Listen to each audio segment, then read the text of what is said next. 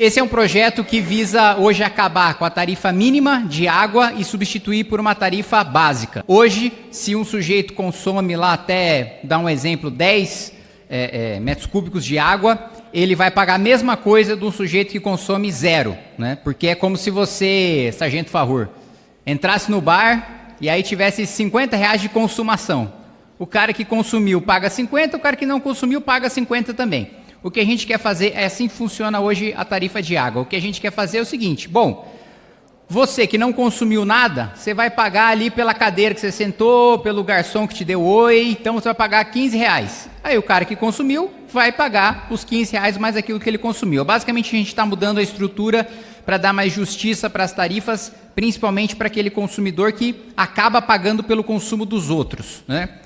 Então, passando para o voto, presidente, os pressupostos de constitucionalidade e juridicidade técnica legislativa em relação à constitucionalidade formal foram respeitados todos os aspectos relacionados à competência legislativa, à legitimidade da iniciativa parlamentar e ao meio adequado para o tratamento da matéria. A União detém competência privativa para legislar sobre diretrizes nacionais de saneamento básico, o artigo 21, inciso 20 da Constituição Federal. A matéria não está sujeita a qualquer espécie de reserva de iniciativa e lei ordinária é o veículo adequado. Quanto à análise da constitucionalidade material das proposições, nada há que macule os projetos que se amoldam aos princípios e regras que emanam da Constituição Federal. Quanto à juridicidade, consideramos que a proposição legislativa é jurídica na medida que inova no ordenamento e respeita os princípios gerais do direito. A técnica legislativa e a redação empregadas no projeto são adequadas, conformando-se perfeitamente à norma brasileira de legística, que é a Lei Complementar 95 de 98.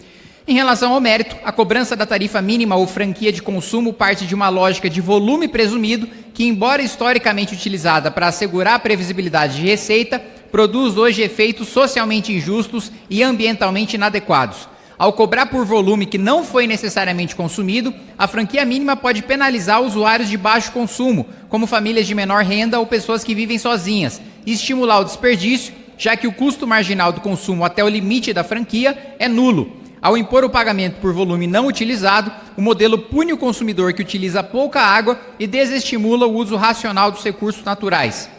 De acordo com o modelo atual, grande parte da arrecadação da concessionária não varia de acordo com o consumo efetivo de água. Essa situação pode até ser vantajosa do ponto de vista da estabilidade financeira da prestadora, mas gera distorções importantes do ponto de vista regulatório, ambiental e social. É importante reconhecer, contudo, que os serviços de saneamento possuem custos fixos relevantes, como a manutenção de redes e de estações de tratamento e a disponibilidade permanente da infraestrutura, que precisam ser financiados de forma estável. A simples proibição da cobrança pelo consumo mínimo, sem uma reestruturação tarifária, poderia gerar insegurança regulatória e comprometer o equilíbrio econômico-financeiro dos contratos de concessão vigentes, transferindo custos de forma desordenada. Ademais, a vedação específica à cobrança de tarifa mínima apenas em relação aos condomínios com múltiplas unidades imobiliárias e medidor único poderia gerar sérias distorções em relação aos demais usuários do mesmo serviço, o que comprometeria o princípio da igualdade essencial para a prestação de serviço adequado.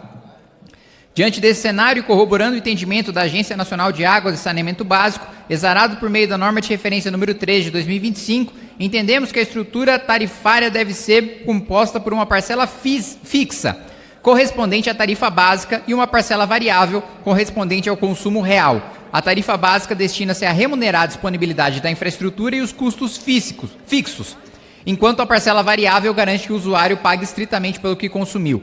Assim, a estrutura proposta induz o uso racional da água, aumenta a transparência e garante a modicidade tarifária, preservando ao máximo a sustentabilidade econômica dos prestadores. Essa mudança assegura que as concessionárias mantenham a sustentabilidade da prestação do serviço, enquanto os usuários pagam de forma justa. A transição para esse modelo soluciona também a divisão de consumo em condomínios, pois veda expressamente a cobrança de franquia ou volume mínimo por unidade em qualquer unidade consumidora, incluindo os condomínios multifamiliares. Para mitigar os impactos na arrecadação e garantir a viabilidade operacional, o substitutivo que apresentamos estabelece que a alteração da estrutura tarifária deve ser precedida de estudo de impacto socioeconômico e implementada mediante planos de transição aprovados pelo órgão regulador, preservando sempre o equilíbrio dos contratos. A proposta apresentada fundamenta-se na preservação da sustentabilidade econômico-financeira dos contratos de prestação de serviços de saneamento em todo o país, assegurando que as concessionárias não experimentem ganhos ou perdas anormais de receita, de modo a garantir a continuidade e adequação de prestação de serviços. Para tanto, o substitutivo prevê que os contratos de demais instrumentos de outorga de prestação de serviço em vigor sejam adequados no prazo de 4 anos, a partir da vigência da lei que se originar desses projetos, mediante plano de transição aprovado pela entidade reguladora competente.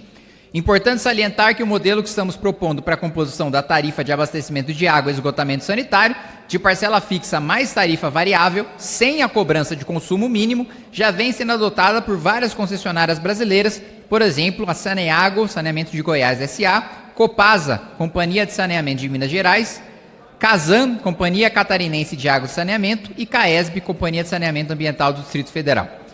Enfim, o substitutivo apresentado busca compatibilizar a justiça tarifária, sustentabilidade econômico-financeira e uso racional dos recursos hídricos. A proposta supera distorções históricas associadas à cobrança de franquias mínimas de consumo, sem comprometer a estabilidade regulatória nem a continuidade de prestação de serviços em níveis adequados, ao estabelecer uma transição gradual, tecnicamente fundamentada e conduzida pelas entidades reguladoras competentes.